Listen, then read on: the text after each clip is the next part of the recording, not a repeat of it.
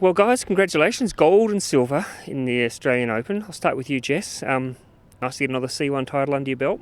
Yeah, I'm really happy with today's racing. I think it was an exciting race. The course was a bit harder, a bit more challenging with some technical moves and options, and I was really happy with my run. I executed it the way I'd planned and attacked it in between those key moves, so happy with the outcome, and yeah, happy to see the little sis doing well as well.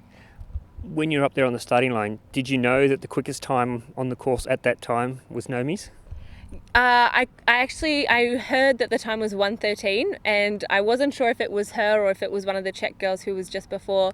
But I also knew that the 1:13 was the same time as my semi-final, so I knew I had to go better. And it was a nice surprise to see that it was Noemie at the finish. If you did know, do you think it would weigh on you at all during a race, knowing that the time you've got to beat is your sister's time? Maybe. I think I was listening to the results to try, because it was selection for them. So if anything, to hear that Noemie had done well would have been, oh, well, that's a relief, she's had a good run and a good result. So for me, I just try not to put too much emotion into it. We're sisters, but we're also competitors on the start line, so each does their best, and then we see where we are at the finish. I'm going to ask Noemie exactly the same questions, but how do you deal with that rivalry, the sister rivalry? I mean, you're good friends, as well as sisters, obviously, but you're also competitors, as you said, and you know that she's getting faster and faster all the time. I know I have to watch my back a little bit, and that maybe she's, watching me a bit closely now, but it's a good competitive rivalry that we have, and we have a great relationship. We train together, and I think we support each other, on the water as well. I'm always encouraging her to be better, and I think her improving is only going to be better for me as well, to keep me on my toes and improving. So hopefully we can help each other learn and grow, and it's nice to have someone who cheers you on after their race too. And a final question on this. I was talking to Noemie about this earlier on, but you obviously are well aware of the Kate Campbell, Bronte Campbell question that's always asked of those two, and Bronte was always asked at every news conference, when are you going to finally beat Kate? When's it going to happen? Are you ready for that? Are you ready for dealing with that, and for everyone always asking, when's Noemie going to come out and beat you, and how are you going to deal with that when it happens?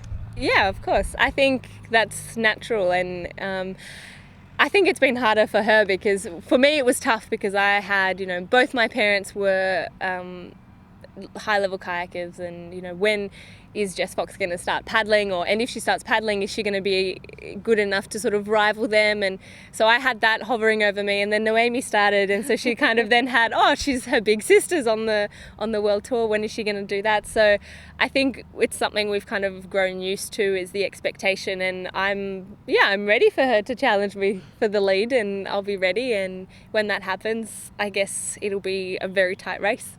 Noemie, how is that for you, having a high-achieving parents and a high-achieving sister as well? Well, they've definitely set the bar pretty high, but no, it's good, because I know what being the best looks like and what it takes to achieve it. So I think I've grown up with great role models, and it's a really good environment, so I'm happy to be in that situation. Do you think much about the day when you knock her off?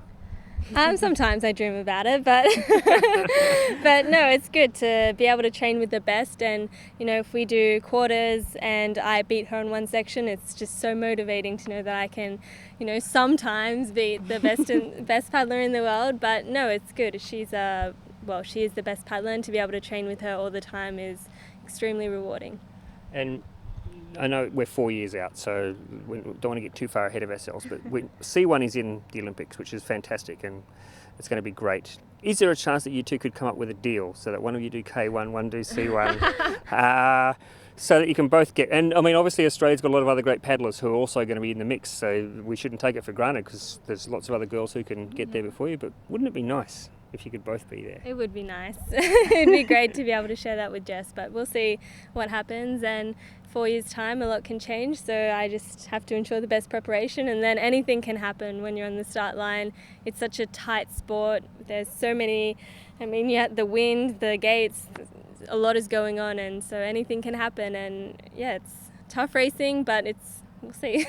And Noemie, just on today's result, as well as finishing second, it also locks you in for that team, the Australian team, which is great because you'll get to go on world tour with Jess this year and compete at your favourite venue, I think, at the World Championships. So you're pretty excited about that? Yeah, I am. So I was on the senior team last year as well, but there were no World Championships because of the Olympics. So this will be my first one, and I'm so excited. And for it to be in France and at one of my favourite courses in Po is really great, and I can't wait.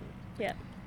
Congratulations to both of you. It is going to be fun watching you guys over the next couple of years and in the next 4 years, and this is going to be the start of something very exciting, I think, in this Olympic cycle. So well done to both of you. Thank you.